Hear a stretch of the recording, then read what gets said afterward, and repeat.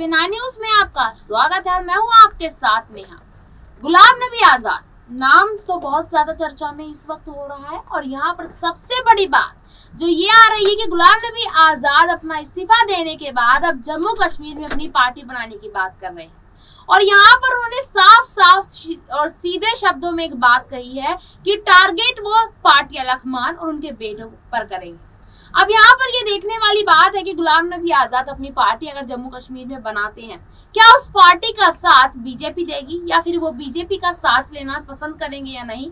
लेकिन यहाँ पर पूरी खुंदक दिखाते नजर आ रहे हैं गुलाम नबी आजाद सोनिया गांधी से और उनके बेटे राहुल गांधी से, क्योंकि उनका कहना यह है कि राहुल गांधी की वजह से ही गुलाम नबी आजाद का इस्तीफा हुआ और बाकी बचे हुए जो 100 विधायक जिन्होंने इस्तीफा दिया था उसका सबसे बड़ा कारण है राहुल गांधी। लेकिन राहुल गांधी पर यहाँ सोनिया गांधी कोई एक्शन क्यों नहीं ले रही है?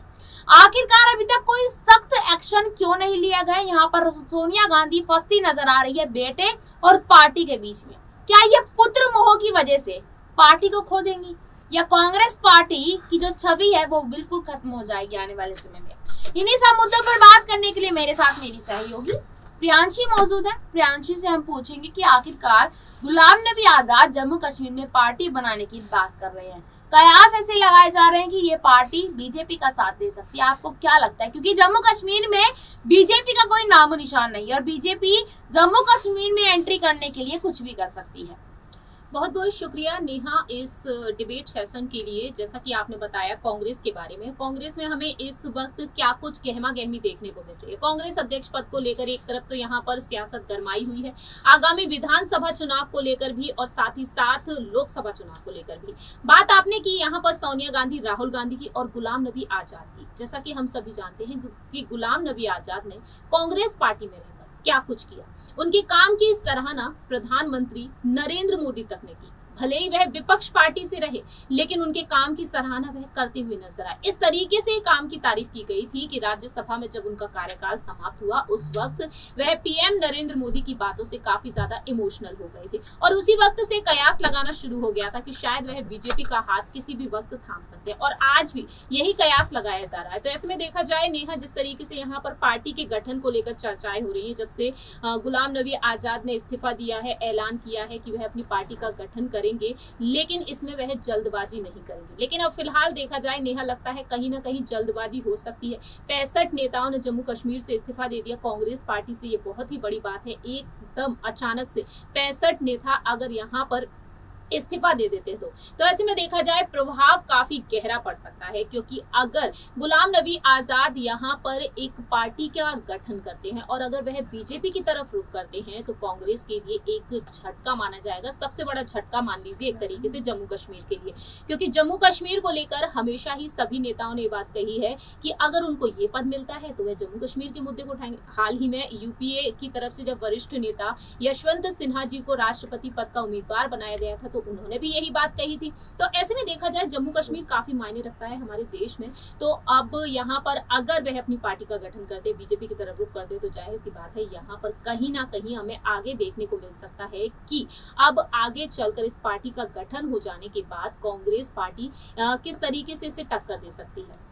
देखिए, बिल्कुल यहाँ पर आने वाले समय में पता चलेगा कि आखिरकार कांग्रेस पार्टी गुलाम नबी आजाद की पार्टी को टक्कर देगी या फिर गुलाम नबी आजाद की पार्टी यहाँ कांग्रेस को टक्कर देगी। लेकिन यहाँ गुलाम नबी आजाद इतना ज्यादा गुस्से में बैठे हैं कि वो यहाँ राहुल गांधी और सोनिया गांधी की पार्टी को टक्कर देने के लिए कुछ भी कर सकते हैं। जिस तरीके से उनके 5 पन्नों का इस्तीफा पत्र देखा गया था और पढ़ा भी गया था और उन्होंने अपनी बातें जो कही थी उनको देखकर लगता है कि कह सकते हैं कि गुलाम नबी आजाद जो है वो कम से कम 6 से 7 सालों से यहाँ अपनी पार्टी से खफा हो रखे थे। लेकिन यहाँ उनके खफा होने का कारण एक तो था परिवारवाद को लेकर वो काफी ज्यादा बातें कहते नजर आए थे कि सिर्फ एक कांग्रेस पार्टी अगर नीचे डूबेगी तो सब परिवारवाद को लेकर डूबेगी, क्योंकि हमेशा से ही देखा गया है कि कांग्रेस पार्टी में परिवार को लेकर बातें ज्यादा सामने आई। लेकिन मैं आपसे एक सवाल और यहाँ पूछना चाहूंगी प्रियांशी कि अगर ऐसा होता है कि जो गुलाम नबी आजाद अपनी पार्टी यहाँ पर बनाते हैं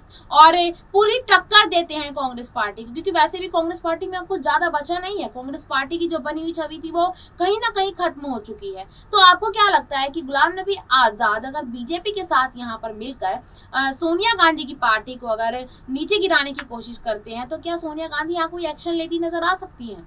जाहिर सी बात है कि कांग्रेस पार्टी को मजबूत बनाने के लिए फिलहाल तो सोनिया गांधी विचार विमर्श कर रही हैं। सोनिया गांधी को लेकर जो अंदरूनी सूत्रों के मुताबिक दावा किया गया है कि उन्हें गुलाम नबी आजाद के इस्तीफे के बाद ये स्पष्ट कर दिया है कि अध्यक्ष पद पर अब गैर गांधी को होना चाहिए, क्योंकि उन्होंने यहाँ पर अब विचार बना लिया है कि गांधी परिवार से किसी को भी अध्यक्ष ना बनाया जाए। लेकिन दूसरी ही तरफ अंदरूनी सूत्रों के मुताबिक अलग अलग दावे ये भी किए जा रहे हैं कि सोनिया गांधी ही अध्यक्ष पद पर रहेंगी लोकसभा चुनाव जो साल 2024 में होने वाले हैं उन तक।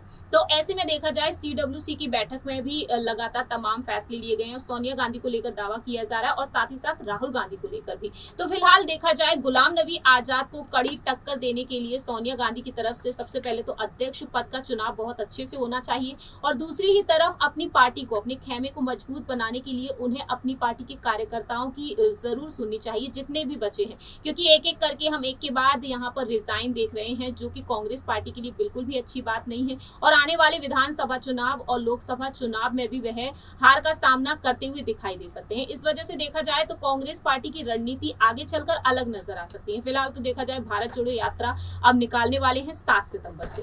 बिल्कुल, यहाँ पर एक अपडेट और आपको यहाँ दे दें कि कांग्रेस यहाँ 7 सितंबर से भारत जोड़ो यात्रा निकालने वाले हैं और यहाँ पर इस बात का भी जिक्र हो रहा है कि गुलाम नबी आजाद ने गलत वक्त पर इस्तीफा दिया है। हालांकि पार्टी से उनकी नाराजगी तो लंबे अरसे से चल रही थी, लेकिन इस राह पर कांग्रेस का साथ छोड़ना बहुत गलत है। लेकिन यहाँ अगर देखा जाए तो गुलाम नबी आजाद ने एक लाइन कही थी अपने बयान में, जब उन्होंने पहली प्रतिक्रिया दी थी। उन्होंने ये कहा था कि जब अपने ही घर में आप परायापन महसूस करने लगे तो वहां उस घर से निकल लेना चाहिए, और वही यहाँ गुलाम नबी आजाद ने किया। यानी कि उन्होंने ये भी कहा कि जबरन मुझे पार्टी से इस्तीफा दिलवाने पे मजबूर किया गया है, मैं कभी नहीं चाहता था इस पार्टी से इस्तीफा दो। एक और सवाल आपसे लेना चाहूंगी प्रियांशी, आपको क्या लगता है कि सोनिया गांधी यहाँ पुत्र मोह में पार्टी को बिल्कुल खत्म कर देंगी? बहुत बहुत धन्यवाद प्रियांशी, आपने हमारे यहाँ सारे सवालों का जवाब दिया। और देखना ये बड़ा ही दिलचस्प होगा कि आखिरकार गुलाम नबी आजाद अगर अपनी पार्टी बनाते हैं तो यहाँ पर वो किस तरीके से राहुल गांधी और सोनिया गांधी के लिए आफत बनकर खड़े हो जाते हैं। आज के लिए इतना ही, फिर मिलेंगे आपसे किसी अन्य रिपोर्ट को लेकर। तब तक के लिए देखते रहिएगा SPN9 न्यूज। धन्यवाद।